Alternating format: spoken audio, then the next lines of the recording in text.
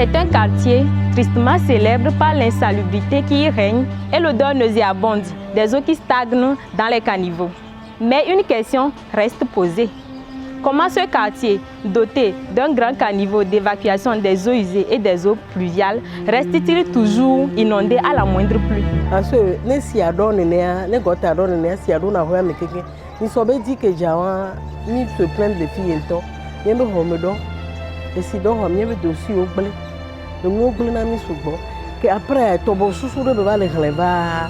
Les noirs les nénés tobo suku gang mi no yete mi batel no yene no. Je suis Nessifa Afi Daoussou, titulaire d'une licence professionnelle en gestion de l'eau et de l'environnement à l'Esteba à l'Université de Lomé et candidate numéro 9 au concours ambassadrice de l'environnement Vision Planète Verte. Ma thématique est la gestion des déchets, eau et assainissement. Pour mieux comprendre les problématiques liées au thème, je vous propose une immersion au sein du quartier Tokoing-Badago, une zone stratégique de Lomé en matière d'évacuation d'eau usée et d'eau pluviale.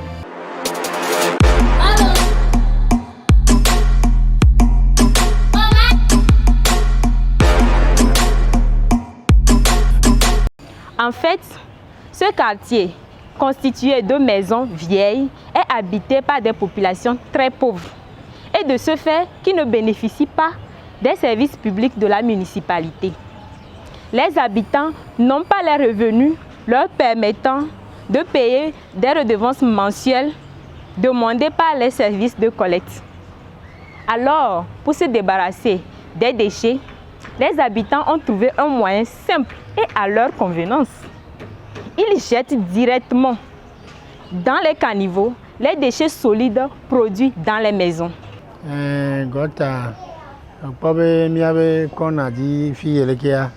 Ó sọ́nà gbèdí lọ́la kọ́rọ́ gọ́tà mi àmọ́ la de n'o do ó gbé wọ̀ gbé la hó mi kọ́ wa kọ́rọ́ gọ́tà mi wa bɛ bɛdi enu hame ifia n'o kọ́rọ́ gọ́tà mi le funua ne dzo le funua edzo va tsi na mía gbɔ le fi ɔ ne va tsi fia ne si adza mi ɖuna ya le fi ŋutɔ.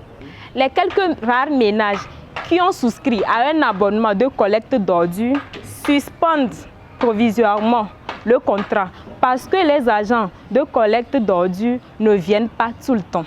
Cette pratique a fini par boucher le caniveau par endroits au point que les eaux ne coulent plus. L'environnement n'est plus viable.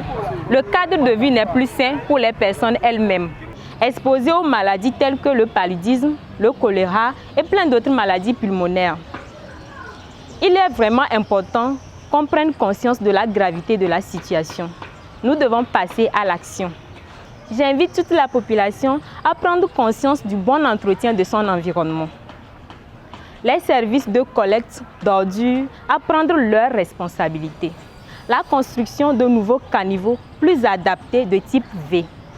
La participation de toute la population aux activités de salubrité instaurées par le gouvernement chaque premier samedi du mois. Et la mise en place des politiques de communauté pour lutter contre la dégradation de l'environnement.